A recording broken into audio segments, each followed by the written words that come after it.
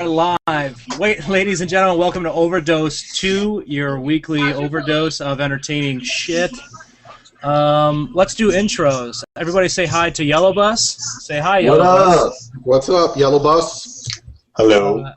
We got Sean Shank, the one and only. He's got video this week, ladies and gentlemen. Yes, dog. And Latuzek, our music, or not our music, our gaming guru, our historian. Jim knows shit that nobody else knows. Okay, so what do you guys want to start with this week? We got a lot of topics. You guys want to? Well, Jim suggested this topic. You guys want to talk about movies being repackaged in 3D? Sure. Yeah. Hold on one second, Tim. I might have to mute you because the background noise is kind of loud. Okay, I'll mute myself. All right, cool.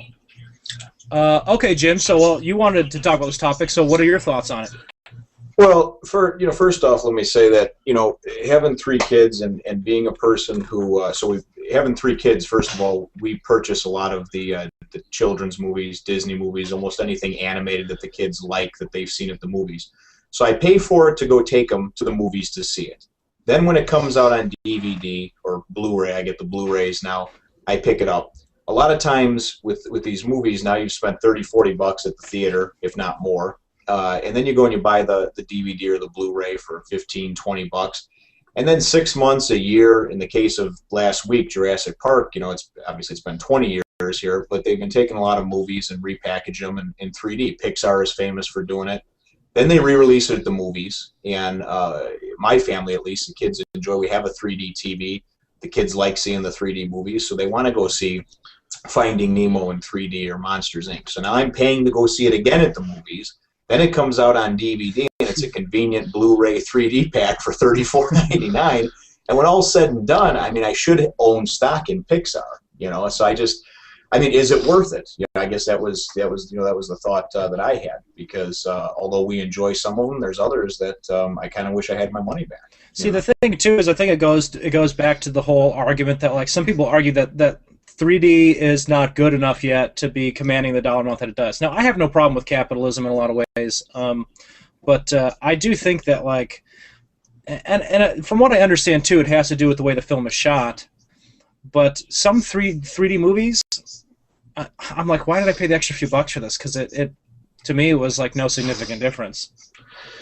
And there's others that they're just real gimmicky, and they're just doing it for those aha moments where it looks like there's something coming right at you.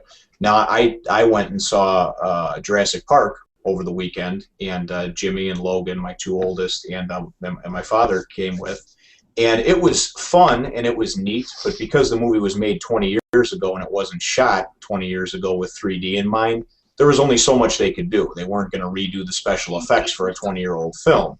Right. So I feel that, and plus two, the film, it's still fun, but it doesn't have that oh shit factor anymore. When I saw that film 20 years ago in the theaters and the T-Rex came out at you, I remember that. Yeah, you were sitting there like gripping the sides of the seats going, oh my God, Yeah. This time, you knew when everything was coming and that sort of thing. And I felt like it was a fun time, but I was caught between the nostalgia, and did they really just repackage a pile of dog shit and sell it to me for $10 a ticket? So underwhelming. What about you other guys? Did you guys go see those or what? I saw that too, and I just want to make a comment about the movie. It is older, and the thing about it is that there were some scenes that actually they pulled off pretty well. Most movies in 3D you don't want to see unless they're shot for 3D, not just shot and they're like, oh, let's throw 3D in to make extra money. This was unfortunately one of those because of just the way they made it 20 years ago. But the thing is that some scenes were great, but then some scenes, such as they're in the tree, the Jeep's falling down, it got really blurry, and I talked with my friend John and Tom, and they just were really confused. It was just like really unfocused brush in branches, and there's about two scenes there that just made me kind of dizzy. And overall, I think they did a good job, but unless a movie's shot in 3D for 3D, then it can really have some bad moments. Where Jurassic Park overall was a good movie. We still don't know how the T-Rex got in there then, but that one scene really kind of ruined it. It just made it, the critic would then be like, hey, look, this movie's no good because it made me sick for one scene. Well, and don't get me wrong, I thought it was good too, and Jurassic Park especially, that was one of those Star Wars type movies. Jurassic Park was one of the first films to actually use a lot of animatronic puppets as well as full CG rendered shots of some of the various dinosaurs. And Spielberg's kind of always been on the forefront of things, him and Lucas obviously with the Indiana Jones movies. Before that was Star Wars. So I understand why they did it, and I think that they did do a nice job, but I caught some of the same things you were talking about, Tim, where you just had some weird, unfocused, blurry moments. I haven't seen it. What do you guys recommend overall? Is it worth the ticket or what? Matinee, yes. Matinee? And then, too, it was neat being a parent now, 20 years later, and going to see it with my father, who I saw it with 20 years ago, and Joe, you were there, and all of us, we went and saw it. I saw it multiple times back then because I was in high school, and I think I saw it a couple times with friends. But it was really neat being able to share that experience with Jimmy and Logan, because both love dinosaurs, both love that movie series, and they both want to be paleontologists. So it was just kind of a cool thing because they were sitting there the whole time like, wow, this was great, And although I came out of it with a little bit of skepticism, and just kind of going, I don't know, because I was the one that paid for the tickets.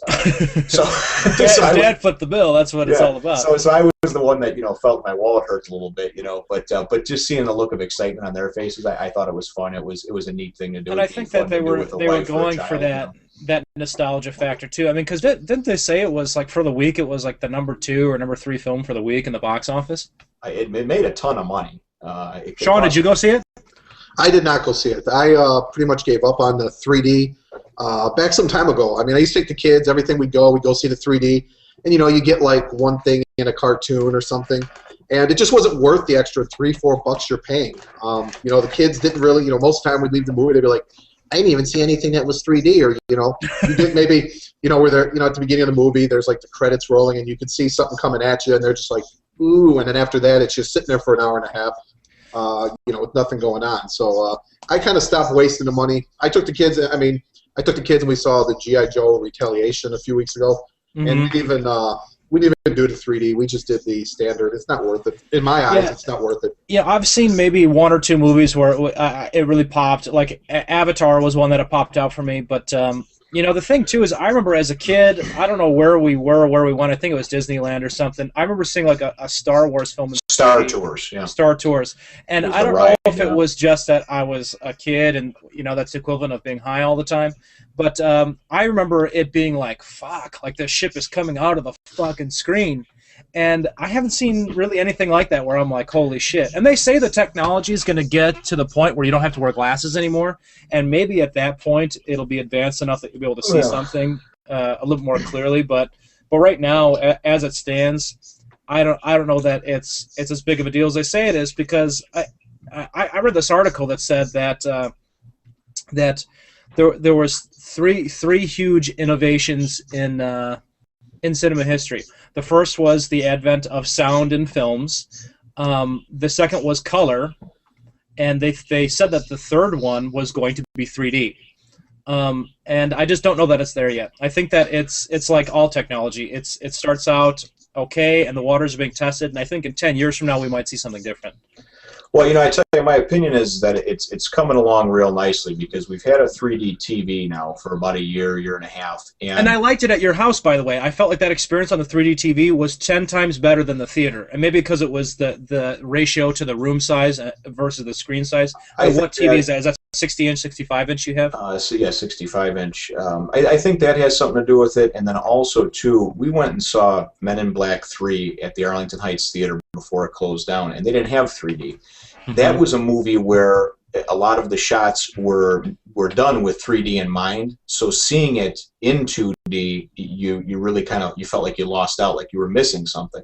So that's kind of the other side of the coin, is that some of these movies now, especially some of the action-heavy, action-oriented movies, like we saw Avengers in the theater in 3D. We bought the 3D Blu-ray.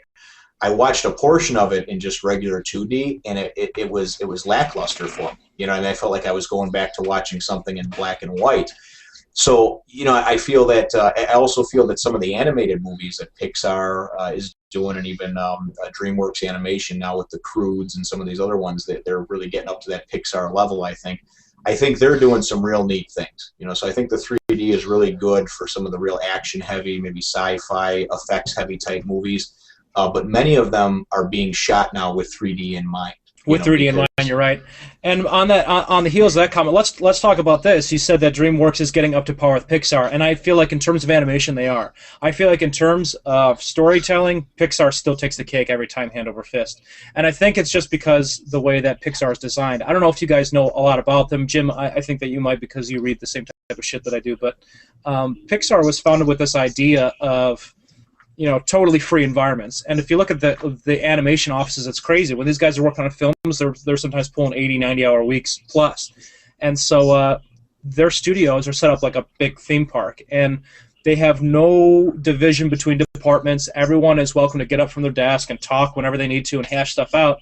And they claim that that's been what has lended them the most success in their storytelling process. And I think if you compare Pixar to other animation companies, every single time, at least in my opinion, just from a writing perspective, the dialogue is better, the story flow is better, the theme is better, the moral is obvious, and they're always really touching films.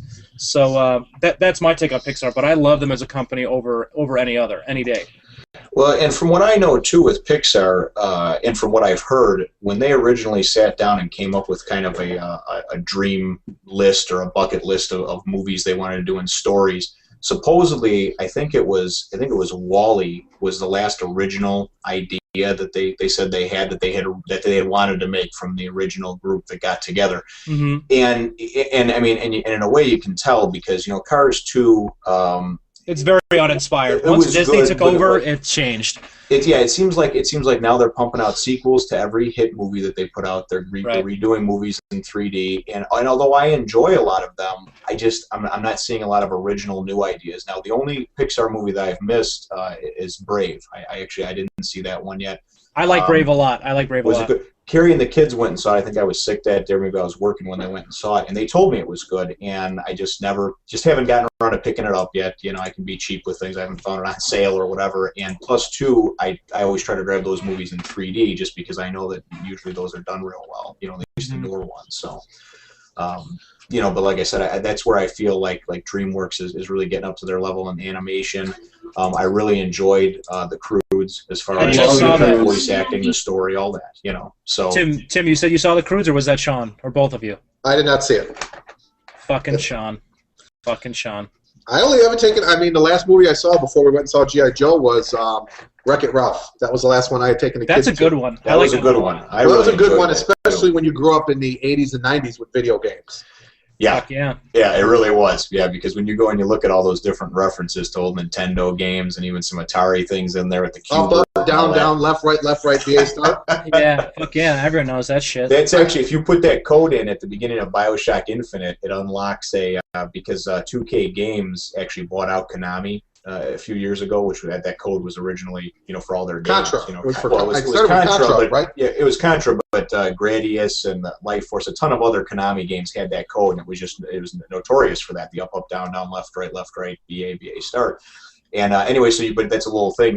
You can put that in at the beginning of BioShock, and it unlocks a mode, a more difficult mode or something that you can play that normally you'd have to progress through the game and beat it. I'm going to try that for sure. Thanks for that. It's pretty cool. It unlocks an achievement and everything, you know, and then it says, I think it's called Old School or something like that. It's called 1994 mode or something, right? Because I saw that in the achievement. The mode is called 1999 mode, but an achievement pops up once you do it, and I think it says, you know, kicking it old school or, I don't know, something catchy like that. By the way, on a side note, every time I do this, I see that I've got these little sweat stains. Aren't these sweet? These are pretty nice. I've been working on those. Okay, hey, let's switch topics. Okay. Say bye, Christy. Hi, Christy. No, bye. Bye, Christy. Oh, bye, Christy. What's your shirt say, Christy? Zombies hate fast food. And it shows a person running from zombies. I like that. Nice. Have a good one, man. Okay, so next topic. Snoop Lion. What do you guys think about this shit? I know, Sean, you and I have talked about this, but okay, for our viewers out there, Snoop Dogg recently became Snoop Lion after he went to Jamaica and smoked a bunch of weed and thought that he's the next Bob Marley. I He was think blessed. now I haven't seen the film or listened to the album, and I won't because here's my little end of it. You know, in Facebook, you can put your likes and all that different shit, and it puts stuff in your news feed about the stuff that you like. Well, one of the artists I had liked was like Tupac, Snoop Dogg, shit like that. So I get Snoop Dogg's updates, and I'm usually the type of person that I won't make a judgment on something until I see it, right? And that was kind of my initial thought with the Snoop Lion thing. I'll wait, I'll check out the album, I'll check out the video, but my whole thing is this. I've studied Rasta culture very closely for the past 3 years, and it started when I was smoking a ton of weed, and because when you're smoking a ton of weed, I think most people like Wikipedia it, and then like the first thing that's synonymous with cannabis is Bob Marley. And I had been listening to Bob Marley for a long time, but anyways, long story short is one of the links is the Rastafari movement. I became interested in it, and I read about it. And so since then, I've studied it pretty closely because it interests me. A whole culture devoted to love and harmony and compassion interests me because none other has achieved what they've achieved, at least in that way. And so, yeah, like I said, usually I wait things out and I check it out to, because being judgmental for the sake of being judgmental, it's no good for anyone. It's ignorant. But it's totally ignorant. And so, but I'm seeing these updates all the time from from Snoop Dogg dropping F-bombs, talking about bitches, this and that, and I'm like, this doesn't even remotely begin to follow what Rastafarian culture is all about, and there's different sects and different chapters of the Rastafari culture, but none of them whatsoever permit you to behave the way that he's behaved on his Facebook.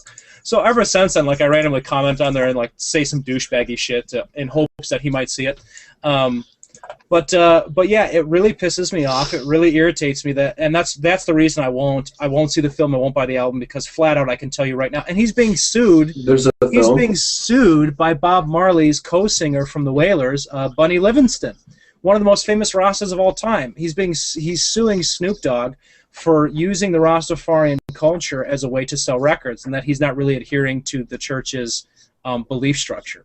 And it's totally true. It's obvious that if you look at anything that Snoop Dogg is doing, it has nothing to do with an actual Rasta's way of life. So I don't know what you guys thought about it, but that was my little spiel. Well, that's what happens is when you become irrelevant, which Snoop has became over the last 5 years. You reinvent yourself and you try to find anything that's going to gain you attention. And regardless, he's getting attention from it. People are talking about it. It's on TMZ, and that's what it's about: is to get your name back in the game. And that's exactly what he's doing. And I agree. A couple people have talked about that, and I agree that's exactly what he's doing. But my whole thing is, does it make it right? No, it's not right. But it's also can go back to the whole thing. I don't know if you guys saw it going on with Rick Ross right now. He's got a song out about basically date rape. Throwing an ecstasy in someone's drink. And it's Rufalin. Well, I don't know the whole gist. I caught a little bit of it on TMZ, but I mean, he's sponsored by Reebok or something like that, and they're all like the rape victims are all against him and want his head on a platter. It's if I was gonna do an album, my album would be the most controversial motherfucking album in the world. Back when NWA came out with Straight Outta Compton, you had Fuck the Police. They got so much attention from one song. Oh yeah, that was huge. And because the it was police different. refusing to totally. And the police refusing to like guard them at shows and stuff on tour like only hyped it up even more because now you've got police departments internationally, not just in America, but internationally speaking down NWA, burning records and all kinds of crazy shit. And I mean that's the same kind of thing. It gets you attention, and that's what Snoop's doing. Is it right? No. But you know what? All entertainers do it. Everybody does it. Once you become irrelevant, man, you try to reinvent yourself. And my whole thing is this is my problem with entertainment in general nowadays. And, it's all connected to media in general and publicity in general. But, like, this trend was set a long time ago with tactics like you've mentioned.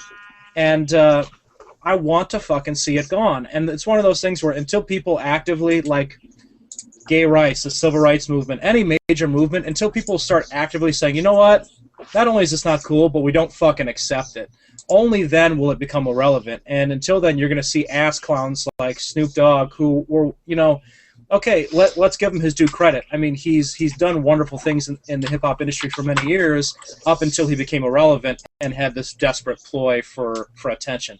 And okay, Sean, you mentioned if you came out with a rap album, it'd be the most controversial ever. What would you talk about on your rap album that would be so controversial? Oh, you know, rape would be one. Pro rape? No, it wouldn't be. It wouldn't be pro rape, but just rape in general. Just rape in general, and it just talk just about general rape. You know, that should be the song name, General Rape. Casual rape. It would be.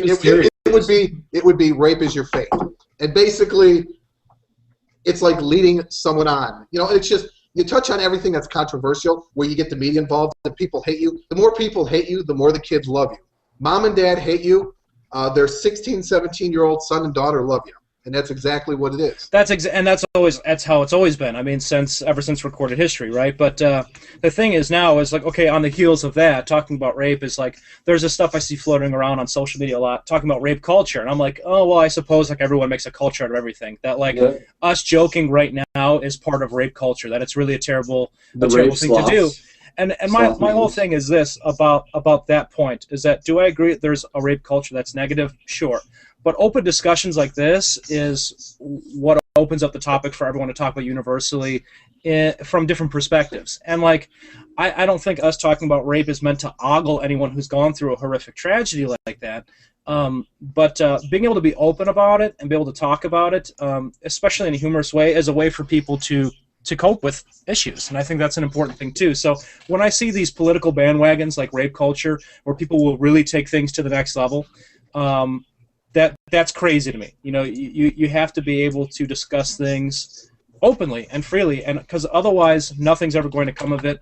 And let's not forget that humor is our ally. It's not just a defense mechanism, although you see a lot of comedians suffer from that. But us, the typical people, need ways to bring issues like this into light. So I don't know. That's my 2 cents on that.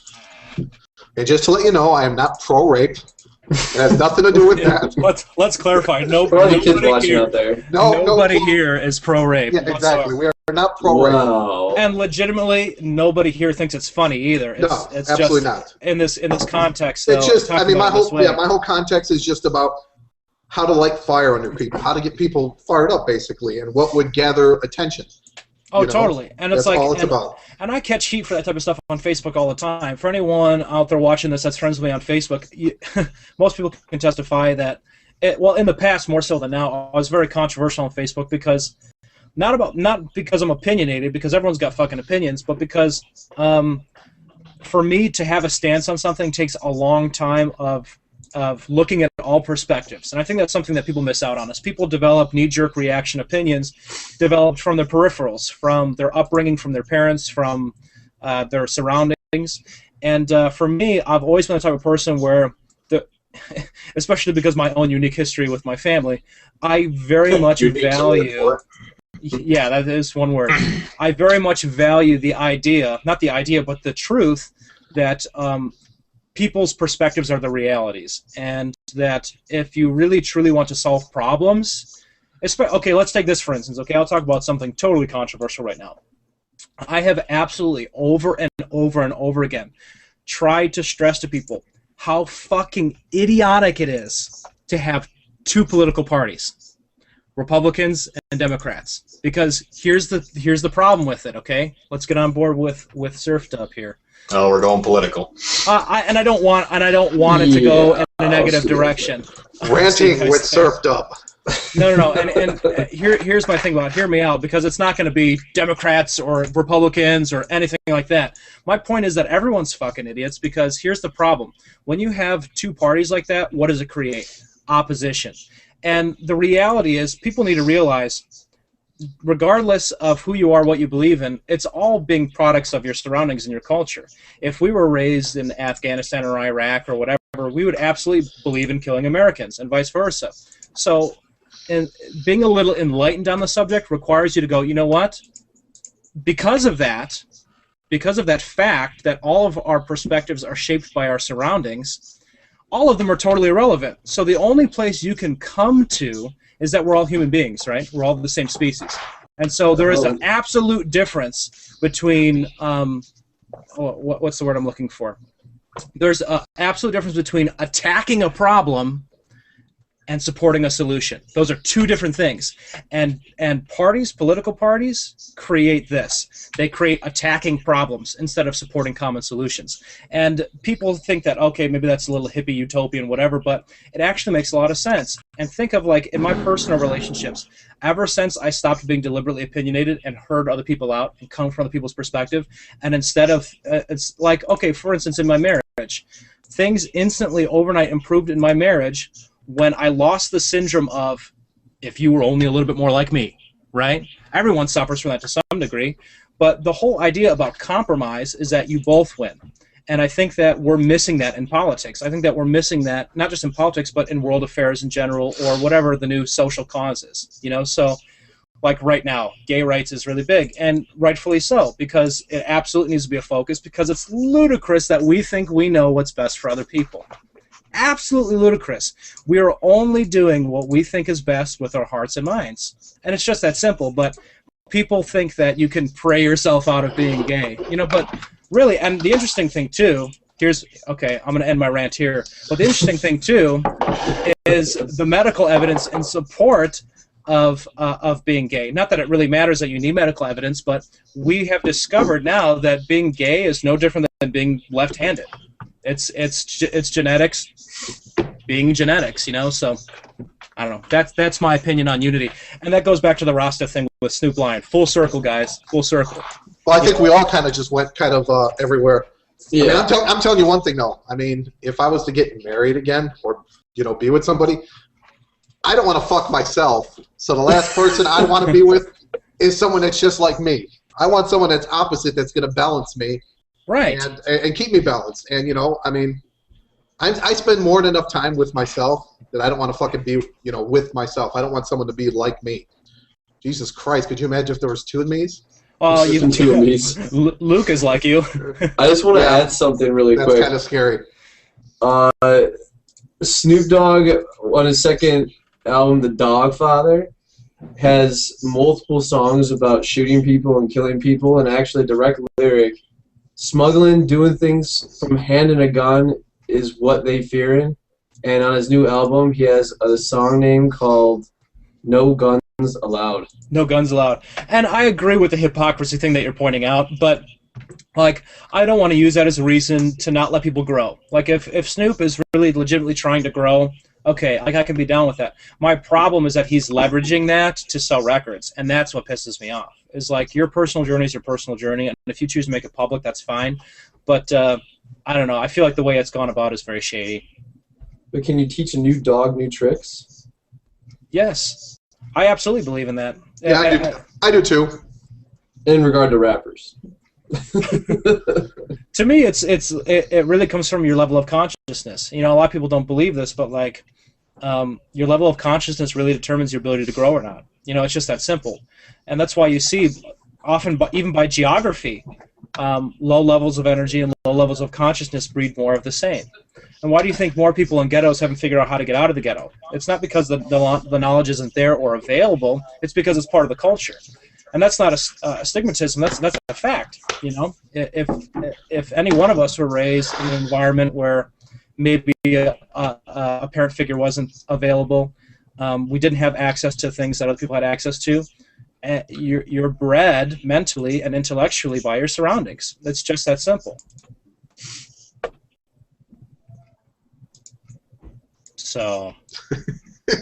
Next topic. Okay, next topic. Let's see. Nanotechnology. Who wants to talk about nanotechnology? Okay. Next topic. Okay. I do have interesting things to say about nanotechnology, but I've been ranting enough. Okay. I want to hear from Tim and Sean, especially on this one. Electronic dance music and people who create music electronically, DJs and programmers and engineers, are they real musicians or not? Yes and no. Go. So, yes, in that they have a talent to create beats, and a beat is a part of a song's whole. However, you can't just go ahead and say Afrojack made this awesome song when he grabs someone else to sing it for him. But then again, a perfect example of a complete package is one of my, I guess, the most trending artists that I've been listening to lately is Calvin Harris, because he sings his own songs, he does his own DJing. You know, he also, if he can't sing a certain part, he has someone else do it.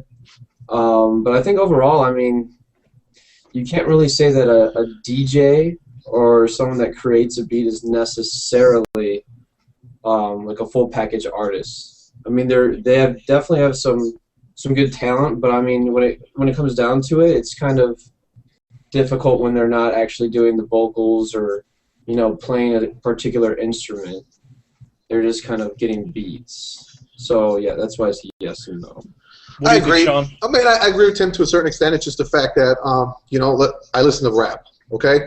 How many rappers do their own beats? Okay, Yeah. you have Dre, who, you know, even him is probably not producing, you know, 50% of his album. You know, you got you know, especially in hip-hop, it's there, you know, you got your lyricist, and then you got your basic, you know, your beat maker, your producer, your DJ, whoever, you know, is putting it together. And you know, I mean, they both bring something special. You know, most of the shit today, at least in hip hop, like we talked about Lil Wayne last week, is you know, you don't have to say shit. It's you have a catchy beat, and you know, the kids like it because you know a lot of shit on the local crappy radio stations. You know, you can listen to it, people attempt to listen to it, and I mean, they don't say anything back. You know, back in the day, like you know, I talked about NWA. The Ghetto Boys, and even K Rena, who I listen to currently, it says there's something there. And Snoop, back in the days, you know, everything they said meant something. You know, every song had a meaning, and now it's just a bunch of. It sounds like you know, they got a pile of shit in their mouth with a catchy beat, you know, in the background. And so do you think when they have something to say that it makes them more of a musician? Well, I think that, you know, if you're writing your lyrics and you're saying something, then yeah, you have some talent. If you're laying down the beats, you know, but you don't have the talent to write, I think you're still a musician. I still think you're talented. I mean, a total package is, of course, someone, like I'll use Trent Reznor as an example of Nine Inch Nails. You know, when he goes in the studio, he does everything. The only thing he doesn't play is the drums. He lays his own vocals. He'll do piano. He'll do guitar. That is a total package musician. Right. You know, I mean, that's a total package. I still think that anybody. I agree. I think that and here's the thing is, let's split hairs a little bit here. There's producers, there's musicians, and there's artists, which happen to fall in between a lot of times.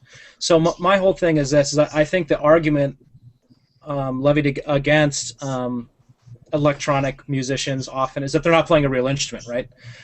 That building the skill set to play guitar or piano or whatever is completely different than you know, point, click, and drag.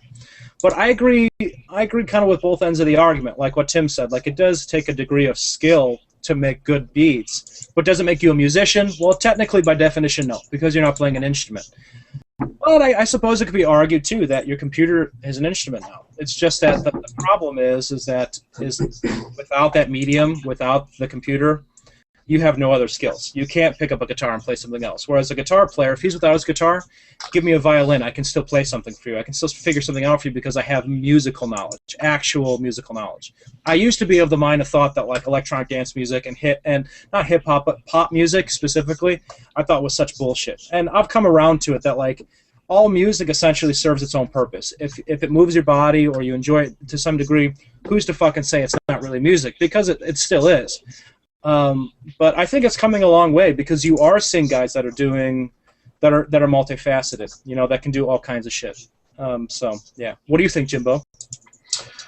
Well, you know, as far as the electronic and dance music, I think in a lot of ways it falls into a similar category with what you guys were talking about with a lot of the stuff that is on the radio, whether it's you know, poppy type stuff or whatever. You've got one person that actually performs it. You've got another person that actually writes it. You got another person that's figuring out what beat they're going to put together or what song from the 70s, 80s, or 90s they're going to rip off a beat from and then go and maybe throw in an original verse or something like that, you know. And I see and I hear a lot of that with a lot of these, supposedly relevant artists, the Bruno Mars, the Pitbull, Christina Aguilera, anybody you would hear on the radio. And, you come to find out, I mean, people call them artists or musicians, but really they're just performers. They're just, it's like if Stephen King writes the book, but he has somebody else do the audio book for him. The audio book guy just got paid to do the audio. He's not an artist because he read Stephen King's work, Right. And in reality, that's what a lot of these artists are doing, is that they have a team of people that are coming up with, obviously the beats, the song, whatever catchy tune they're going to go and rip off of, because you see a lot of that nowadays.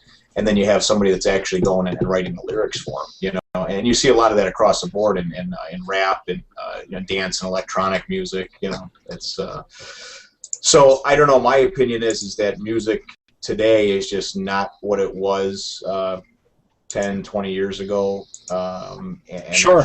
And I don't know if it's ever going to come back either, because there's a lot of artists that just aren't out there. They're taking the easy way out with things. They're doing what's easy and popular and trendy. Well, think about a lot of your popular artists. Like who's ever out there right now. How many of them even write? You totally dated yourself right there. Whoever's out there right now. Well, I do not listen to the radio. I mean, I have to be brain dead to listen to the radio. But it's like, how many artists that are out there right now really even write their own lyrics? Oh yeah. Okay. There's. Oh, I'm sorry. Finish.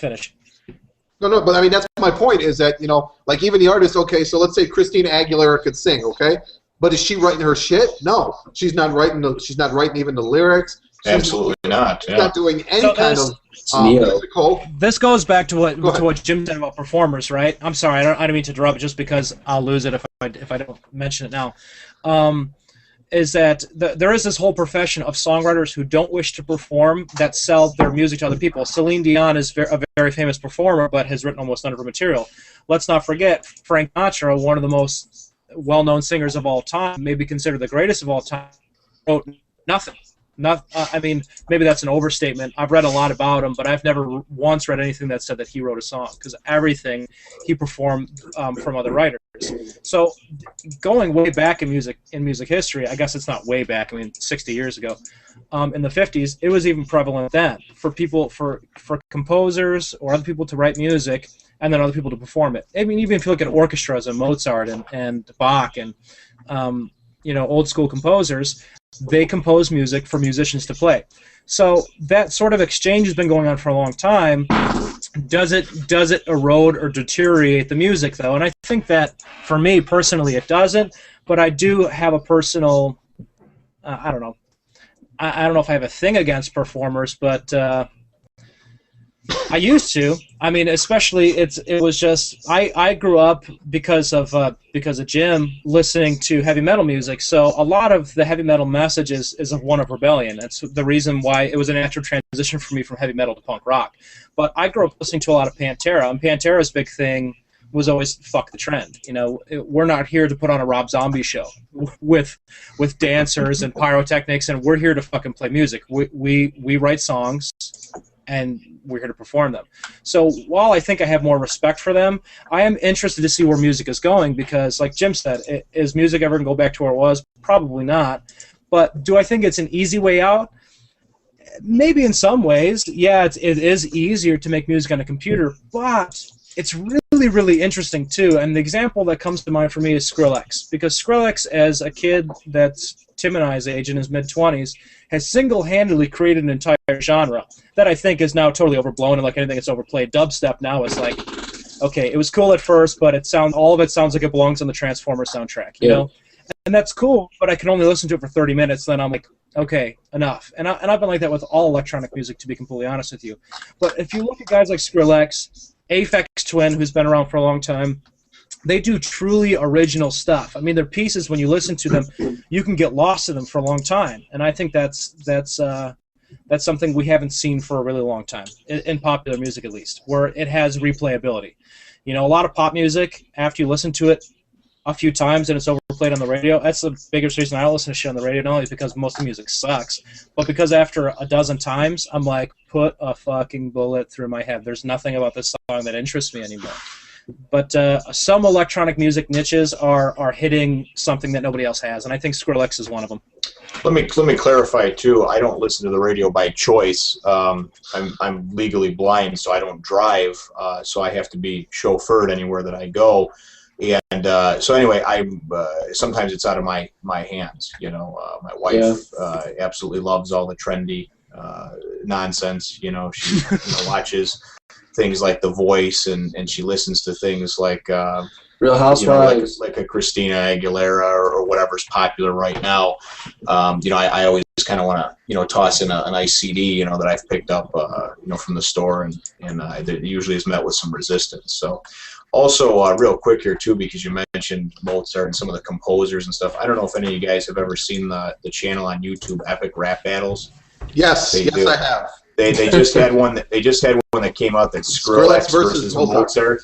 Oh, it's beautiful. I thought it was hilarious. So anyway, so take a look at it if anybody gets a chance. I'll have to. They always have some really fun stuff up, but I really enjoyed that, kind of knowing a little bit about both sides. And, and it's funny about the epic battle of rap. I was on YouTube one day, and it started off right at the election when they had Obama versus Romney, and it was just that was a good one. Yeah, that was fucking hysterical. I went back and started watching it, and kind of subscribed, and they come out with like a new one every week or two. But I think it's every couple weeks, maybe every month, because there's a real big production that goes into it. I mean, they've got studios and everything else involved, and I think there's maybe 25 or 30 of them now because they've been doing it for a couple years. But they've got some great ones. I mean, they got Bruce Lee versus Chuck Norris. We should start a rival series called Unepic Rap Battles, and it'd be like, the rhymes will be fucking the worst thing ever. It'd be like 2-3 words at a time. Mediocre or lackluster rap battles. I must be writing the rhymes then, huh?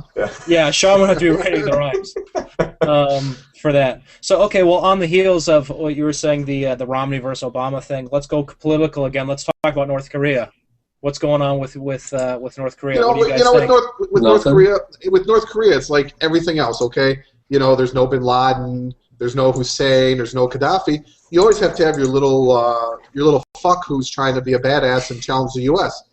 And why not? There's always going to be some psychopath motherfucker out there that wants to be a badass. I'm the first person to admit I hate everybody in the world. It's like the Archie Bunker of the world. I fucking hate everybody. But it's the fact that you hate them equally, Sean. I do. I hate everybody equally, regardless including of race. yourself. Your self-loathing is higher than anything else. It's just the fact is that no matter how much I hate people, I can go into work and someone will piss me off, and I never sit there and say, God, I'd like to go to their house and fucking bomb them. God, I'd like to kill them. That's not something that I ever think of. It's just like.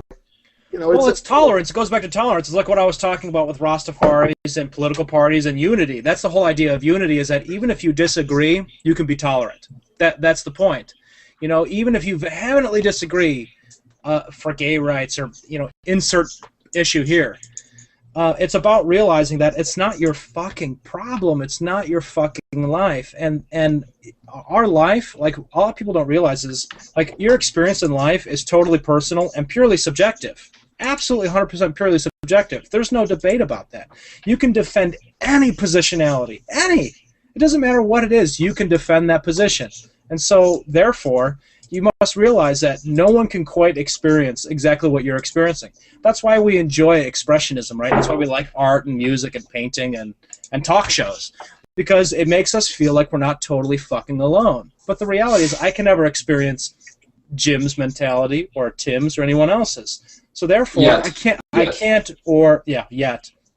But therefore, I have no basis whatsoever to ever hate someone else, physically hate them, or want to do harm to them for their opinion or their perspective. Well, you mentioned that it's not going to affect you. Like, if someone is homosexual and wishes to marry another one, it doesn't necessarily affect you. Unless they, have subsidies for them, then that's kind of a different story. But, if, for example, North Korea decides they want to nuke us, that causes concern. I mean, totally, absolutely. But what I'm talking about, and like we're in a really interesting time, as we all know. But what I'm talking about is like over the long term of humanity, assuming that we don't manage to blow ourselves up first, eventually the history books will look back and laugh at the fact that we killed and so many innocent people died for what? For the interests of old men, or in North Korea's case, some young. Well, maybe it's their liberty. That's their liberty war. They want to.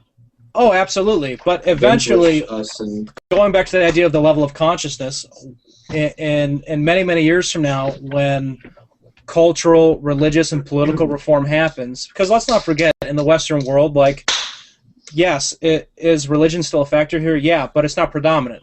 Like the Middle East, that's still really predominant in the culture. You know, right now, Christianity is like, okay, was a huge, huge thing maybe 50 years ago, but today, it's so ambiguous now and open to interpretation that we've really opened the way to what is now the social rights movement, right? That like we're recognizing that equality on a whole new level and free thinking on a whole new level. And politics, religion, wars, all these things are centered on positionalities, on being so focused on one thing that this is the way it has to be for everyone else. And so, in my opinion, it's just a matter of time. Again, assuming that we don't blow the Earth up first, or the universe doesn't select us to be hit by a supernova or whatever. Maybe it's hundreds, maybe it's thousands of years from now. Cultures will look back and wonder why people didn't get along and why we weren't just tolerant of one another. Because really, if we keep to ourselves and do no harm to others, everything's fine. And that's really how it should be. But it'll take a long time until we get there, without a doubt. I just want to put something out there on the topic of nuking people. The Walking Dead is over. I'm assuming all of you have Netflix. You have to try Jericho out, and I might have put it on the message board. I'm not sure, but you did. Jericho, You did. I was going to mention that. I did. Show.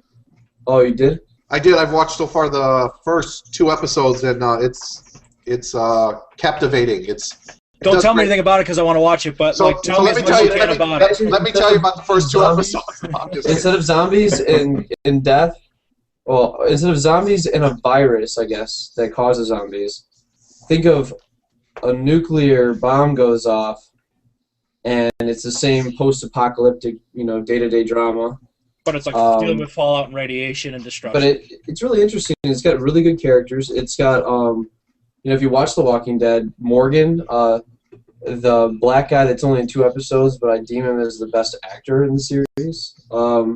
He plays a great role in that TV series, and they have other characters. But Sean, what do you think of the first few episodes? I mean, I really liked them. I like how they you just go kind of flow from episode to episode. And, it was captivating. I watched the first episode, and I honestly wanted to stay up and watch the second, but, being old doesn't... Well, and masturbating yourself to sleep every night is, that's probably a factor, too. Right, and with the tears and everything, it kind of blurs my vision, so... I'm giving you way too much credit with this. I'm giving you way too much credit with this. But it's a great series, and I'm kind of depressed, that it did end. But the great thing is the graphic novel continued in season 3, and I'm actually on the second to last episode for season 2, my second watch through. I'm gonna watch or read the 3rd graphic novel season. So this is just something that. If you don't have, the willpower to wait, you're not going to look at the Walking Dead comics. This is something you should really get into if you really like that post-apocalyptic stuff. Also, another show to watch that doesn't have anything to do with the Walking Dead or anything, which is really good. It's on Netflix. I think it's on Netflix. Sons of Anarchy. Pony? Yes, My Pretty Pony.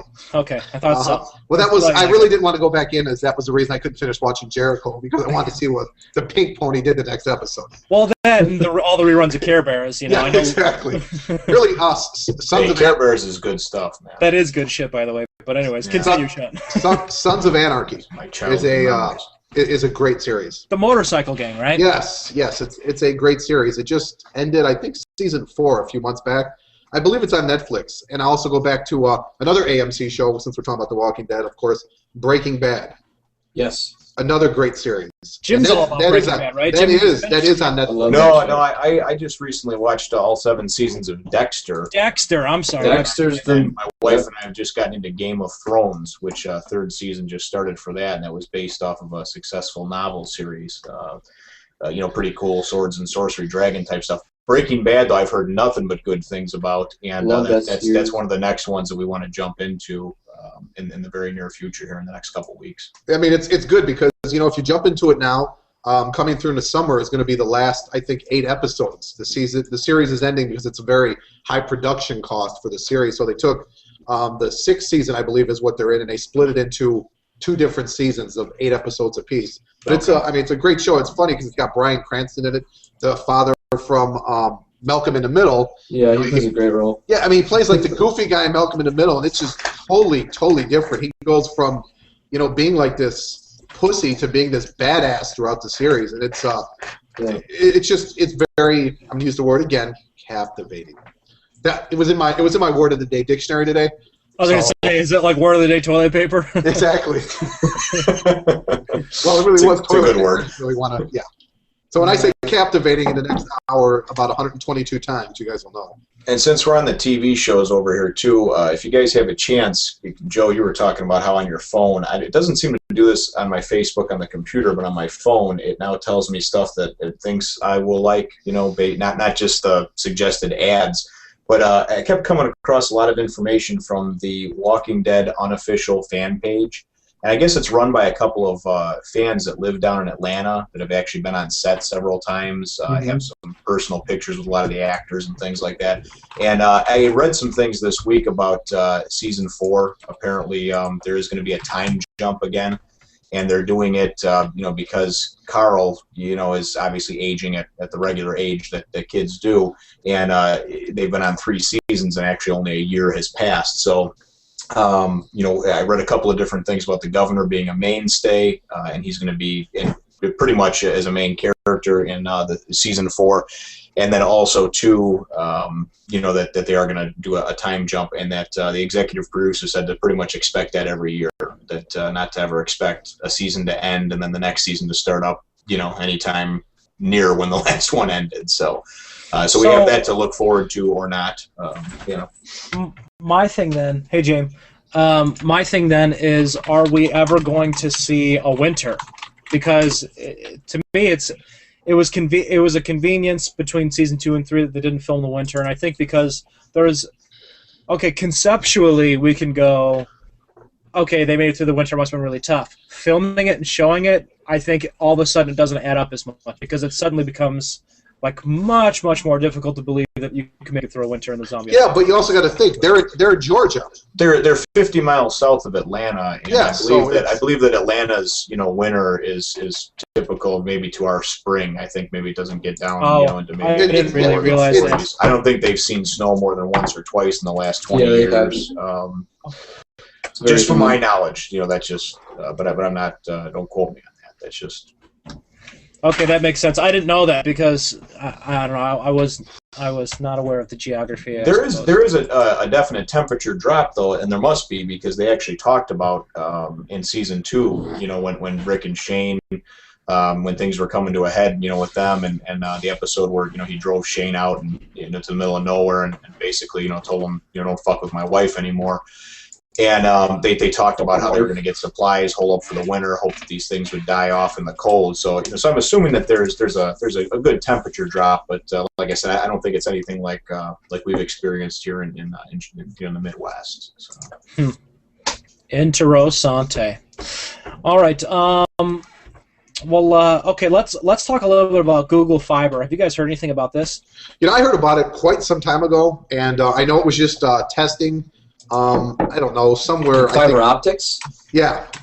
Okay. And yeah, so I'll go ahead, Sean. Go ahead. Go ahead.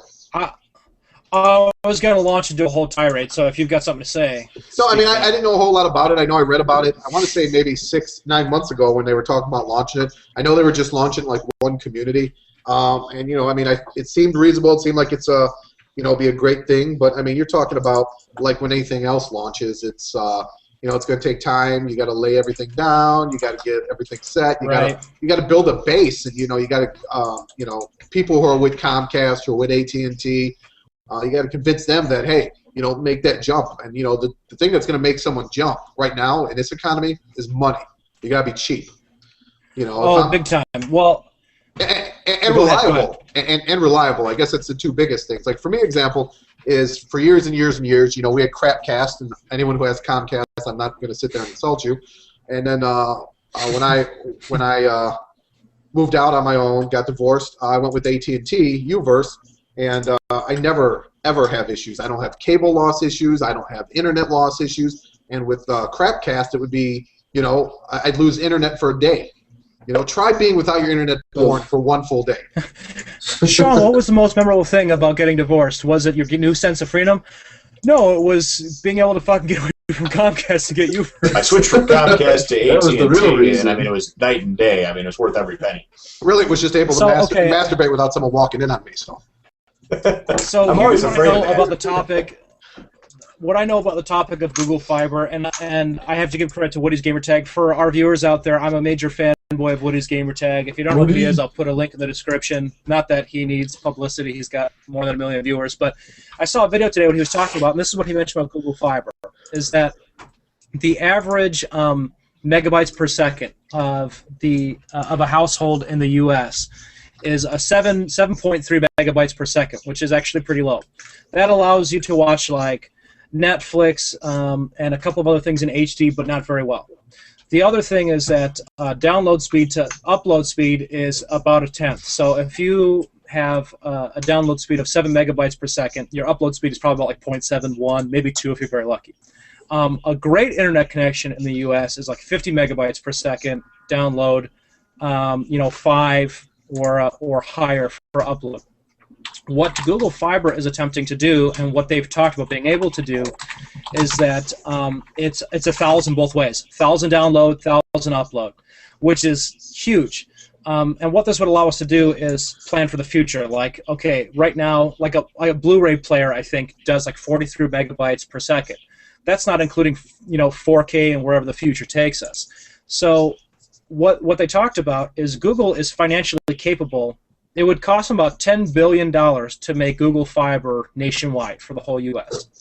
They're not going to do that. And the reason they're not going to do that is that I guess they said that basically their whole motive for starting Google Fiber, the same reason why they started Google Chrome, was to make the internet better and push the market share to improve. Because right now the biggest market share for browsers is Internet Explorer, owned by Microsoft. The problem with this is that Microsoft makes all of their money from Windows and some other big programs. They have no real motivation to improve Internet Explorer because the people who invest in them are big application developers, and they're making their money. So to get Comcast, AT&T, and all these other cable service providers on board, you have to start the trend by offering it in certain areas and Kansas. this marketing share strategy that they're developing. And so what they're trying to do is essentially force the market to be better ISPs. To provide better internet service overall, because again, they have enough money. I think right now, cash on hand, they have like $58 billion. So they have enough money. Maybe it's $48 billion. They have enough money to make Google Fiber available nationwide 4 or 5 times over, and still have another 4 or 8 billion for, producing Sean's home porn videos. But I don't even know what that means. But yeah, so that's what I understand about it, is that Google's making a real stride at trying to force the industry to be better, and because the cable providers don't want to do it, Comcast and AT&T and Verizon or anyone else, they want to keep shoveling you the same shit because it costs them this amount of money, and if the market's not demanding improvement, why fuck with profits? And so I think it's a noble thought from Google, but I'm interested to see what happens. I mean, because when you think about, like, okay, this live stream, I've got the shittiest internet connection in the world, so I don't even know if I'm getting 7 megabytes per second right now. And we're able to do some pretty incredible things. Can you imagine what we'd be capable of with 1,000 upload, 1,000 download? I think that's pretty crazy. That's ridiculous. When I did research, when I was looking into, I was getting really irritated with, as you know, Joe, and as you guys know or might know, when you online game with Xbox on a multiplayer platform, pretty much a fast-moving game like Black Ops, if you don't have the internet connection, then you will die. You'll lose every single time. You'll lose, and it's a split second. And the thing is if you're not hardwired, you better have a good wireless. But the point is okay. Here, this is when I got really mad one day. I actually did research on Google Fiber months ago, and there's a website called www.speedtest.net. If you guys want to go on that and clock it right now, you can check out your ping, your download speed, and your upload speed right now. I'll try it. If you guys did not know this, crap, I have in Arizona Cox Cable, yes, C-O-X, Cox. But there's other ones, you know, there's Time Warner, a whole slew of them, right? The issue and the good thing about the Google's fiber optic, which is only in Kansas, and I think they're finally contracting out to Texas, they have a consistent, doesn't matter what your plan is, but it's consistent throughout the day. You know, if you look at, there's a trend chart of the times and the capacities and the speeds, you know, the download and upload speeds. You know, they had a chart with like 7 different main ones across the country. Unfortunately, I was so pissed about Cox being so bad during the high peak hours, which is obviously the hours that everyone is on, because everyone has school, work, etc. But Cox had the second best out of 8, which I believe, if we're going to be relevant to you guys, Comcast is probably like the 3rd worst. Time Warner was the worst. But the thing is that you know, you're ordering your 25 meg download or something. You're paying $70 a month for it. You know, you might be bundling it with some crap. But then all of a sudden during the peak hours, which that's the only time you ever use it, you know, it'll drop half. You know, currently, I believe I have like a 30 megabyte, maybe even a 40 megabyte. But I'm looking at this right now. My ping is 19. My download speed is 18. My upload speed is 12. That is half of what it should be at peak performance. The thing about Google Fiber is at any point you log on, it should be whatever it promises you. Whatever it promises. And that's the beauty of fiber optics, I think, in general. Here, I'm going to do a screen share here. Let me know if this is working. I hope that my thing can handle it. Yeah, because I did the test. I'm pinging at 14 and then 24.5 down and 3.5 up. Can you guys see my screen? And okay, here's the thing too. Okay, if you guys are using your computer that is currently Wi-Fi, if you're using a Wi-Fi, no matter how hard you try, you use an Xbox Wi-Fi, the highest you could probably get is a 9. I one time during a non-peak hour, I had like a 9, and then it went down to 4 when I tested again. I hardwired it in the second later, and it jumps up to 27 or 28. It is absolutely ridiculous how hardwiring changes the game. I need to get a hardwire. Okay, so I've got my ping is 11, whatever. My download speed is 9.6, which I'm really surprised, and my uploaded speed is 420. That's nice for all you stoners out there. What does that mean? What's that mean? But yeah, I don't know. That's interesting. My gaming experience is always fucked up because not only am I dealing with a wireless connection in a basement. Well, I don't have a second reason. It's just fucked up. But the problem with it, I think, with the wireless connection too, is it comes in and out. So sometimes I'll be doing really well in a Call of Duty game because the lag compensation is on my side that day, and then other times it's just a total fucking absolute nightmare. And I know that I should be doing better in the game than I am. Tim, what's yours? That's the reason. That's the reason I suck. I'm not. Sean, I'm not a noob. I've seen you play. You suck for a lot of reasons. I'm just kidding. No, but like it's true though, dude. Like connection speed has everything to do with how well you perform in online gaming, especially in competitive games. But that was the reason I stopped playing Halo 4 online because I really enjoyed the game, but for whatever reason, my connection to the server was so ridiculous. I was watching replays where guys put 2 shots in my chest and killed me. When I'm not kidding, I put 4 and 5 in their chest, and they were not dead. Well, the main reason for that, too, is that you play with me, Tom, and John. That's a whole different the United States dynamic because, you know, we got 3 West Coast guys, 1 guy hosts, then you're always got the 3 ping. 3 ping means if you're not getting the jump, 9 times out of 10, if he's an equal skill or more, you're dead. Yeah, it sucks. For our Automatic 4 control. viewers out there, we've got 4 viewers today, guys. That's double last week. Let's double every week. Oh, And by the way, you did hit 30 subscribers today. Every time Oh, we I saw do that. it, we should take a shot. Yeah, we should do that. Well, it just went down to Please 2, don't. but we had 4. You scared What do half we of do our when we viewers lose away. viewers? Do we shoot heroin when we lose viewers? But It's a bottom out the shot. but yeah, so for our viewers that are watching and the people that will watch later, Yellow Bus lives in Arizona, and Lutuzek, Sean Shank, and myself all live in Chicago, or near Chicago. Not in the city because the city sucks. But I like the city, but I would never live there. Really, all 3 of us live together. It's weird because it's contradictory. That would be a funny show. It's Sitcom? contradictory to what I've always said. I would love to live in the city, and I would love to live in the city, but with a lot of money. I would hate to live in the city. And no kids or animals. No kids or animals. Or a wife. Yeah, actually, yeah. Well, Not you guys, of course. Joe and, yeah. And like I was saying, next subject. Wait, were you proposing another subject? No, I was just getting off the wife. That's what she said. That's what he said about her. Okay, next topic. I'm not sure that I have a ton. Okay. I'm down to talk about rape more, you know. Let's go back to rape. That's a good idea. Yeah, surprising we didn't lose 2 viewers right. during that segment. Side tangent. Just Google creepy sloth memes, MEME, and it'll entertain you yet gross you out. Dude, what is with sloth memes becoming huge now? Because here's my It's thing. the new Grumpy Cat, which if you don't know Grumpy Cat, you gotta Google Grumpy Cat because that's an Arizona native meme. Grumpy Cat is huge. Like for a while, like Honey Badger was huge. Before that, it was Rack'em Willie, and whatever.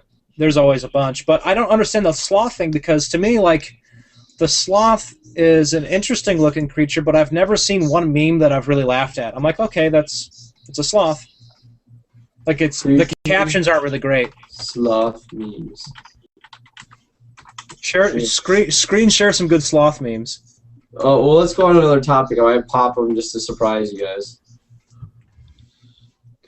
Okay, I just got a request from a viewer. They said, talk about that boob article that was on Facebook. See if they think it's legit. The one that you posted? Posted to Jamie. Have you guys seen this? Yeah, you know what's wonderful is I'm sitting here and I'm looking at something, and here comes my son. Look, Dad, boobs. Was it from my Facebook? Yeah, well, no, because it pops up. When you post something, it pops up on my Facebook, the thing you put to Jamie about how if looking at cleavage or big boobs 10 minutes a day is healthier. All right, so here, I'll screen share this really quick. Hold on. I read about this a couple months ago, and honestly, I don't need to do any research. It's true. Yeah. It's true. 100%. It's about as true as masturbating will make you blind. I can still see. Well, I can. So let's see. It says, doctors say looking at butts of women for 10 minutes a day is good for your health. Staring, in all caps. Here's the thing. Okay, let's look at this. Daily Record. I have no idea if this is a legitimate news source or not, and the article does not look legit, but let's look at it. Staring at butts of women can lengthen your life, scientists have proved. True. A German study published in the New England Journal of Medicine concludes that staring at women's breasts for a few minutes daily is better for your health than going to the gym. Just 10 minutes of looking at the charms of, well, that's another reason why I think it's not legit, is they say charms. At the charms of of well-endowed females is equivalent to a 30-minute aerobics workout. I don't know about you guys, but I've never got my heart rate that high looking at any kind of porn. The research team led by Dr. Weatherby spent 5 years monitoring the effects of this unique discovery. The men who were told to stare at bosoms daily had lower blood pressure and slower resting pulse rates, and also decreased the risk of coronary Can I jump in there really quick? Of course you can. Like my last 2 employers basically cater to women. So, I mean, I could stare at bosoms all day. Just because they're sagging down to their knees, they're still considered bosoms, right? But this says busty, specifically busty. Oh, okay. Because So, most of them are like, I don't like 65 and they're hanging down to their knees, and I mean, I don't really get to see the nice busty chicks. They don't really come in. Unless there's one kid hanging from the left, one kid hanging from the right. what do you guys think? Is this legit or not? Now, I think that lower blood pressure. I can see all that, but I don't. The remark about the equivalent to a 30-minute aerobic workout, I doubt that. A 30-minute aerobic workout is going to get your heart rate what, Tim? Like 160, 180, even 200 if you're out of shape. Like I've never got my heart rate anywhere near that looking at chests. That particular article may be bogus, but I read. Maybe if you have sex with a chest, you could get that. I read something though similar to that. It was a month or two ago, and it was probably, I think it might have been a link that was posted from somebody on Facebook, or actually it might have been. I've ordered some things from that Adam and Eve website before. It's got various various things for couples or whatever. But at any rate, though, I like their Facebook page. So they'll throw up articles from time to time, and I actually read something. It was a completely different article, and it wasn't. That was more scientifically sound. it was, because I read it, and I don't know, I think it was probably about 3 or 4 paragraphs longer than the one you put up. So, but I don't remember it being compared to a 30-minute aerobic workout. That's. Yeah, I think that's a little crazy to make that kind of statement. But yeah, let's see if I can find what I'm looking for. So the press don't get me that excited anymore either, but I think that's just because the overexposure to them, But I mean, when I was younger, my God, whew, and I'm not talking that much younger, like 15 years ago maybe, So, but I think I've just gotten used to it now, So let me ask you guys this little topic change here. Did you guys all catch that the Dub Loves new series I launched? With your kid in the museum? I loved it. You guys liked it? I didn't know that, what is it, that Decatur, where'd you go? Tim, I like your meme up there. That's pretty funny. Let's look at that. Come at me, bro. That one's pretty funny. You had to dig deep, but there are good ones. But they're all about rape for those sloths. Did you guys actually see my, I don't want to take away from your good video with your star in the museum, but you guys, if you guys have a chance, take a look. It might be a few days down on my feed, but my sloth video that I found, that they're trying to get a sloth across the road, and there's a little surprise in there. I don't know if you've seen that video. Dude, bring up the video. We'll watch it on your screen share. Let me see. While you're looking for that, I'll do a screen share of something I have. So this is what, before when I was talking about nanotechnology, I thought that this was really interesting. 1979. This is a 250 megabyte hard drive. It weighed about 550 pounds and cost tens of thousands of dollars. 2013. This is a 16 gigabyte micro SD. It holds about 64 times the data as the HD above. It weighs about 0.4 of a gram. And costs about $11. That to me is incredible. I totally agree. I mean, like, I think it was our little test run where you were talking about you got the memory stick for the first time. I can't believe you waited so many years to get a memory stick. I mean, it's like one of God's greatest invention. I was using a CD for a long time, and part of it is like I said before, like last week, I have this natural resistance towards trends, and I think it's just part of my upbringing. But part of it too is like a legitimate, not fear of technology, but fear of not knowing if I'm gonna be able to fucking figure it out, which is a stupid thing because I'm pretty savvy in general when it comes to just reasoning my way through things. But that's what prevented me from starting a YouTube channel for like almost a whole year. Is that like I don't know anything about cameras. I don't know anything about editing videos. And now after doing this for 3 years. Yeah, and I meant to give you credit for that, by the way, is that, like, yeah, like the other YouTubers inspired me to start my YouTube channel, but Tim was the one who told me years ago, he's like, dude, start putting your music up on YouTube. Why are you not doing that? And I was always really afraid of being rejected publicly.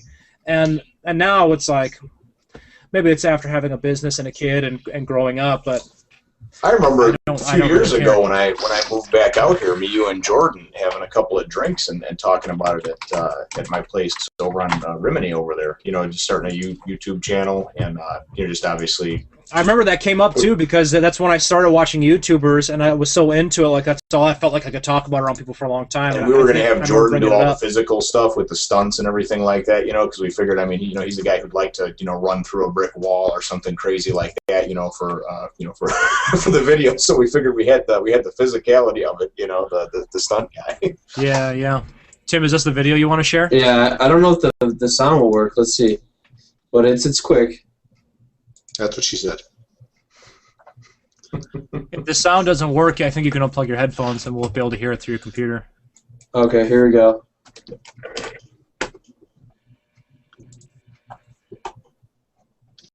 Oh no. Gonna pick it up. Gonna pick it up and move it. What the fuck? Let's wait for it.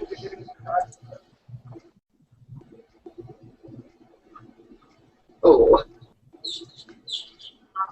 I believe I can fly. I believe I can touch the sky. 7.4 million views. Night and day. Spread my wings and fly away. Okay, let's talk on the subject of viral videos for a second, because it's one thing I have not been able to understand as of yet. Have you guys seen the Leonard Eats Pizza or whatever? Have you guys seen that? I think Tim has. Well, Brian posted and it was super Brian awkward. posted. Yeah, let me share that video with you guys because it is ridiculous. And this guy has 2 videos. He hasn't updated his Facebook in 9 months, and he's got like 4,000 or 5,000 subscribers. Let me show this to you guys. It's ridiculous. So awkward. It is super awkward. Hold on, I might have to unplug my sound too. Let me let the video load up here. All right. Hold on. Let me do screen share. Here we go. Hold on.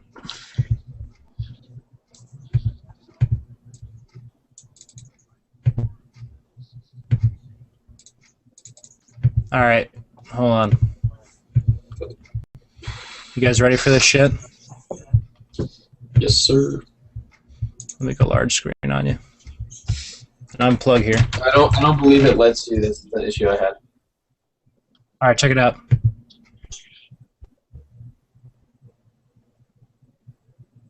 Or full screen rather. Maybe if you make it minimized but very big. If my screen will ever load it. By the way, Jim, I love the stash. Oh, I thank you. I've been working on it for a while.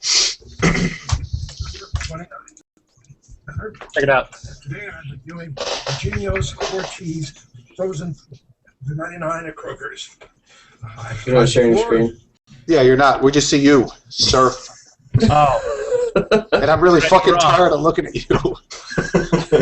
Oh, what did I do? Oh, okay. It's too funny. fucking All right, here noob. we go. Is that better? Noob. Yes. All right, check it out. Check it out. Check it out. This is November 29th, and I'm Leonard. And today I'm reviewing Eugenio's 4 cheese frozen pizza. It's $5.99 at Kroger's. I've tried it before, and let's see.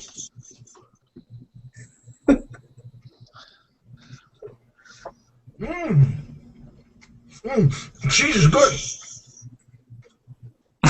Pork is good too. Oh, definitely a buy. A buy. See the next time.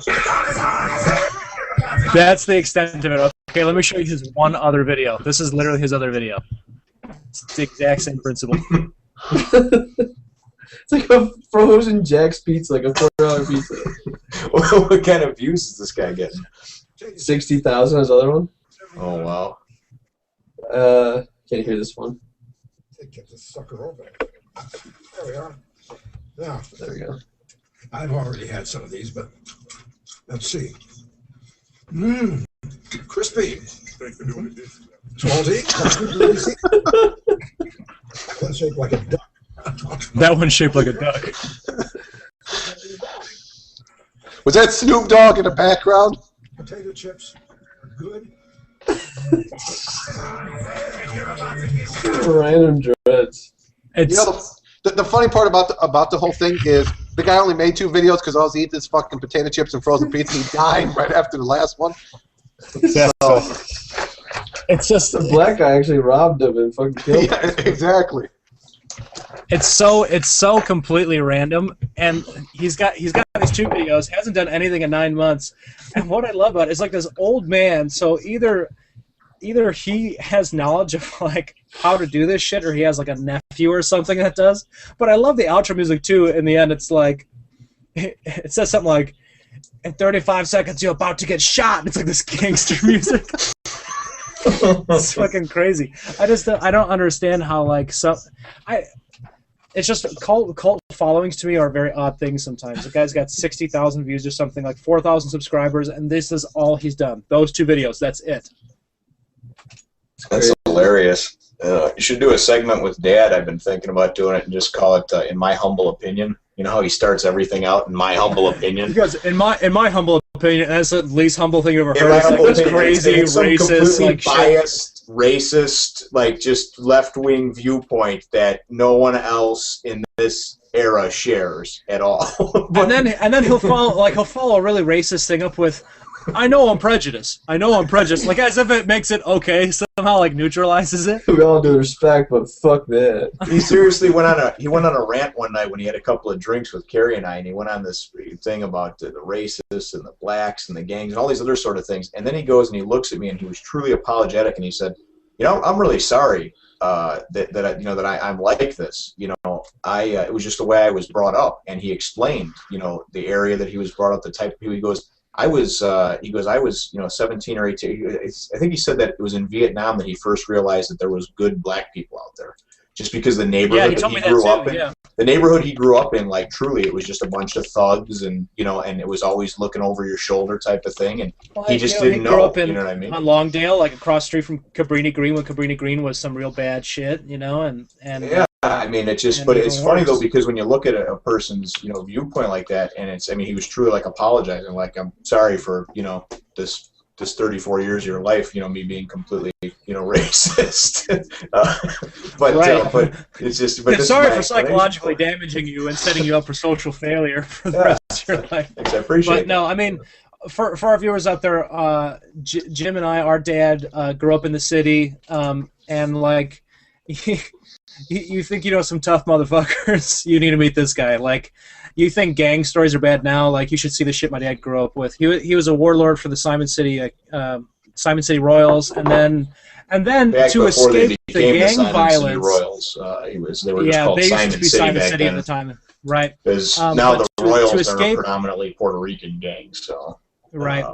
But to escape the gang violence from being a warlord, he went to Vietnam. That was his reasoning. So yeah, he had a pretty crazy life, and at age 18, he was killing people in the jungle. So we were raised with a pretty extreme, pretty intense dude. And but the funny part about it is that he wound up joining the army to escape that life because he saw himself going down a bad path. But he was originally stationed in Germany, working on nuclear missile silos. But this is how crazy he is. He hated the cold in Germany, so he thought it would be fun to sign up and see what the Vietnam thing was all about. And wound up spending. So he went to Vietnam of his own volition. And then to keep his older brother, our Uncle Dennis, who passed away a couple years ago now, to keep him from, because of the whole Saving Private Ryan thing, and you know, from back in World War II, I guess you can only keep one brother or one family member or something in there. So to keep his brother Dennis from having to be in there again or for a longer tour, he wound up signing for another tour and stayed in for an additional 9 or 10 months. You know, it's like, because our Uncle Dennis was a helicopter door gunner, which is a much more dangerous job than you know what our father was doing at the time. You know, after he had gotten out of the infantry. That's why, like, when you guys, like, when you mention like Sons of Anarchy and you see stuff about like biker gangs and stuff like this, and you see like Gangland on TV, I laugh at that type of shit because people truly don't know what it's like to be around someone who really doesn't give a fuck. Like, there is a major difference between fat white bikers and my dad, and if you met him, you would see the difference, because it's one of those things where those types of people, you see it in gangs, you see it in all kinds of culture, MMA fighting too, the whole testosterone-filled meathead, I have to prove that I'm tough thing. The difference between those guys and my dad is not to fuck with my dad sitting with him in the same room. And it's not me just speaking from some arbitrary positionality of pride over my father, because I didn't like my dad for a long time. But it's truly one of those things where, like, you don't know who a scary, dangerous, fucking crazy person is until you're sitting in a room with a guy who doesn't have anything to prove. My dad's never had to tell you that he's tough. He's never had to show you that he's scary. You just fucking know it. It's just a weird, weird thing. Well, I understand because I'm a gangster. Yeah. Sean's a gangster from... Sean, where did you grow up? Where did I grow up? I grew up in North. In where? Northlake. Northlake. And Yeah, you were in a predominantly black neighborhood, though, right? No, I went to a predominantly black high school. Probably about 60%. I went to Proviso West in Hillside, and a lot of my friends through high school were black, and the whole hip hop thing, I was in it before I even got into high school. So I mean, I think I got deeper into it in high school due to the people I was around, and I got introduced to NWA freshman year. Well, Boogie Down Productions, KRS One, freshman year. Then NWA, then the Ghetto Boys, and still most of the shit I still listen to today. But I went to a predominantly black high school. By the way, your knowledge of hip-hop and rap in general is shocking. I've never met anyone with as much musical knowledge of one genre as that you have with hip-hop. Well, that's why I've been listening to it for, since I was in high school, which was about 7 years ago. Yeah, sure. 4 scores. Oh boy. Well, yeah. So, and I think we mentioned this before, though, too, Sean. You said K Reno came out with a new album. Yeah, about 2 weeks ago. Tell us who K Reno is for those of us who don't know. Which would be everybody we're probably listening. K Reno's a hip hop artist from Houston, from the Texas area. He's just celebrating 30 years in hip hop. This year being his 30th year. Honestly, on Saturday he just had his a big concert out in Houston celebrating his 30 years. See, now, he's like KRS-One in that he's very underknown, right? He's very, very underground. He'll never go platinum. He'll never go gold. He goes wood. That's the ghetto platinum. He goes wood. He sells. He's all independent. He sells his shit himself. Everything he does is all him.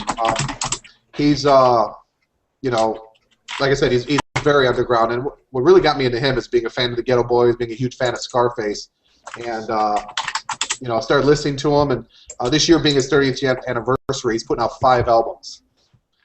And he's put out, five albums this year? 5 albums this year, yeah. Holy shit. And this being the Maven was the first album of the year. And, just like most of his albums, my whole thing is, I don't buy a whole lot of music. When I buy music, I want to buy something that I can listen to from track 1 to track, whatever the end is. And a K Reno CD, a Scarface CD, a Ghetto Boy CD, go back to the days. It's you don't find much music these days where you can listen to from A to Z. Most of it's shit. They may have one good song. You have your one-hit wonder and shit like that. But with K Reno, 99% of his shit is good. Right. Yeah, I was going to ask that because 5 albums in 1 year, to me, just on surface level, just hearing that reminds me of like Tupac before the end when he was like, I got to get this shit out because I think I'm going to get shot. And like, which he did. If you look at like Machiavelli and like so much of his later stuff, everything really passed me against the world. Really, for me, started to deteriorate in quality to the point where those albums are largely forgettable. Like you said, 1, maybe 2 songs on an album, and then the rest is just like, it's not memorable at all. But I'm surprised that K Reno was able to put out that volume of work in a year and have it actually be quality. Yeah, well, he's got a song on YouTube, Grand Deception, off of his album Solitary Confinement. That's one of his most popular songs, over 1 million views. One of his big, and he's totally underground. I mean, he may sell You know, but his whole thing is, you know, everything, you know, he sells, and I mean, it's all money in his pocket. Nothing goes to the record label. Nothing goes to anyone else. It all goes to him. You know, so he can put out, he puts out stuff for the fans.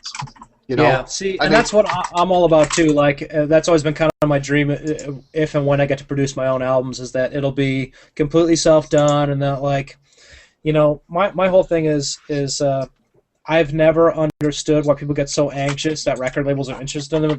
They sell their souls. They sell all of their rights to their music. I've just never agreed with that, and I don't understand how people can bring themselves to do that. Yep, and I mean, that's one thing with him. He's totally independent. You know, basically, you know, his dad hooked him up. His dad used to be a hustler, hooked him up with rapping when he was, you know, younger, about 30 years ago. You know, hooked him up with an album. Then he started getting labels that were interested. Then he found, you know, Islam. And his kind of lyrics really changed. So he's the Muhammad Ali of rapping. Yeah, I mean, he's, you know, it's not, you know, it's not like, it's not all about the murder and all the basic stuff you hit. It's kind of toned down, but he says what he needs to say. He gets it out. He's really, a lot of his songs are kind of punchline. When I say punchline, it's basically that. You know, you have to listen to it to really understand. It's not for everybody. I'm not gonna lie. But the funny part is, you know, I just started listening to him about probably about 3 years ago, and you know, I've been listening to a lot of Texas hip hop since I got into the Ghetto Boys. You know, back when they first came out, and K Reno's on a lot of that stuff. He's on a lot of you know, the Rap a Lot music back in the days, and now going back and listening to that and hearing him, it's like, God damn it, I heard of him, you know, 25 years ago, and I didn't know shit until I really sat down and Scarface really gave him props and said that you know, he's probably one of the best hip hop artists coming out of Texas. You know, and Scarface that's what you said. That's how you got into him, right? Because I was working with you at the time when you started listening to K Reno. Because I remember I had introduced you to Slacker Radio, I think. Yeah. And I don't know. I just, for some reason, I associate that. But I remember at the time you saying that Scarface was like, you know, he was at what someone interviewed and asked him, well, who do you think is the best rapper on the scene? It was on Scarface's mixtape, and he said, you know, it's kind of like an interview he put in there, and he says that you know, he thinks K Reno is one of the most underrated artists out there, and he's a, you know, he rates K Reno as one of the best artists coming out of Texas, and that's even over himself. You know, Scarface is from Texas, so you know, to sit there and rate someone higher than them, and it is. I mean, you know, K Reno comes out with at least 2 albums a year, and you know, they're solid, they're tight, and you know, you can listen to them from beginning to end. Are you gonna like everything? No, because you know, it has to appeal to you. But yeah, my taste, it does. Yeah, I would like to check them out. I've only heard 1 or 2 songs through you, but I should definitely check them out for sure. But yeah, so like going back to that whole idea of being independent, I really like that. And I think that's what I like about YouTube, is that it's this independent production, and you know, like, but I mean, the reality too is I don't know what the fuck I'm doing whatsoever, but that's fun for me. I like that process of not knowing what I'm doing and trying to figure stuff out. And I think that's why I was asking before about the Dub Love series, because like I'm concerned about focus on the channel. I want there to be focus on the channel, but at the same time, it's like, well, fuck you if you don't like it. This channel isn't. It's not just. Yeah, I want to please my subscribers, but ultimately, like, I'm doing it because I enjoy doing it, and like the Dub Love series is kind of a reflection of that. Is that like, okay, my you know, my tagline's the strange entertainer, or the world's strangest entertainer, and it's because I'm a pretty strange guy, and I thought, hey, like, what I'm bringing to the table in terms of music instruction is different than the other boring videos you see out there, and it is pretty strange, but at the same time, like, that's not all of me. Like the other side of me is this guy who really cares about shit, as articulate as that is. But so that's why the Dub Love series is up, and I think the next one, I took Brad today for Free Cone Day at Ben & Jerry's, so I think I'm going to post a video about that. I had a request from Christy to have more Brad videos, so Yes. hey, to you viewers out there, for you guys who are subbed or are watching this video, when I tell you to leave a comment or give me suggestions, I mean it, because it will guide the content. Here's a person who requested more Bradley video. I've got 2 more Bradley videos scheduled to come up this week or next week. So let me know what you guys want, and I will put it up there. Yeah, I think I thought it was a great video, you know, personally, and I don't know if maybe I'm a little biased because I have kids, and you know, because I happen to be an uncle to your kid too. You know, so obviously I I like the little fellow over there, but just in general, I think stuff like that's real neat, you know. And I mean, you saw last year, you guys, you know, came and did a couple of things with us, you know, Cantini and going downtown to, I think it was the Field Museum we went to together. Yeah. And you know, it's just really neat things, you know. And like I said, I thought I liked it. So one of my favorite, you know, videos so far. Well, cool. Thanks. Yeah, I'm definitely gonna make more. I've got a bunch of new stuff coming out. The thing I'm struggling with is with this Surf Dub Plays with Himself series, but I'm trying to work it out. And like the thing is the obstacles aren't as big as I make them out to be in my head. It's just that they require a ton of forethought, and that's not something I'm good at in this way. I think a lot. I contemplate quite a lot, but with this type of thing, it requires. It would honestly be much easier with a staff of people who know what the fuck they're doing. So for me, just kind of shooting blindly in the dark, it's been a process of learning what the hell I'm doing and that kind of thing. Plus the element of it, too, is like jamming with other people is a very spontaneous, natural experience. Preconceiving something and then recording separate tracks to it, filming it, making sure the shots are right, is a totally different thing. And the first way I discovered I could do it differently was I just posted a video, Should Surf Finish It, and it's a song that I started writing, and the people who know me best in the musical community know that I have this knack for starting songs and then never finishing them. And I'm not kidding when I said in the video, I have hundreds and hundreds of songs that I start but never, and I just lose interest. And so for me to do Surf Dub Play Itself, I have to, from beginning to end, conceive a song, record each part for it, and finish it from beginning to end in order to make a meaningful video. But the point I was making about Should Surf Play or Should Surf Finish the song was that with that one, I sat at my computer here and I recorded the tracks on guitar first, and then I went and recorded the video footage and just played to the track, and then I synced the video footage with the actual audio. So what you're seeing in the video isn't happening live. I am playing, and I'm playing with it, but it's not.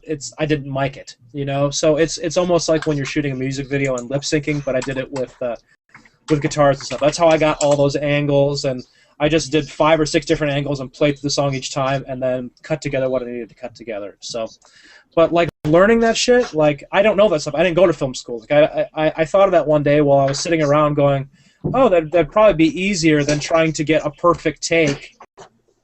You know what I mean? And have 10 cameras set up for one take. I don't have 10 cameras for 10 angles, and I usually don't do things right in just one take. so figuring that out's been a process, and I guess that's kind of what I'm driving at.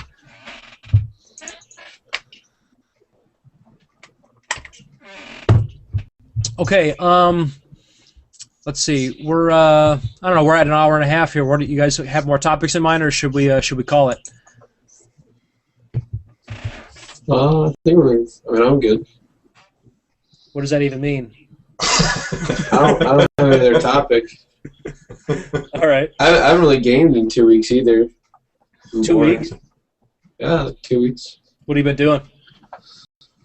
Working on my fitness. No, I've been busy and stuff.